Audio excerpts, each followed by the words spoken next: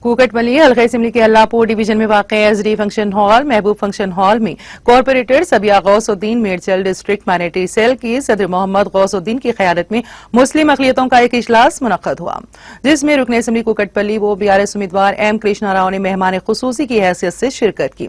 اجلاس میں مقامی مسلم مذہبی قائدین، اقلیتی ارکان اور خواتین کی کثیر تعداد نے شرکت کی۔ اس موقع پر ایم کرشنا راؤ نے کہا کہ وزیر اعلیٰ کے سیاح تمام طبقات اور تمام خطوں کے ساتھ ایک ساتھ سلوک کرتے ہوئے ریاست تلنگانہ کو ملک میں قائد بنانے کے اعزاز کے مستحق ہیں۔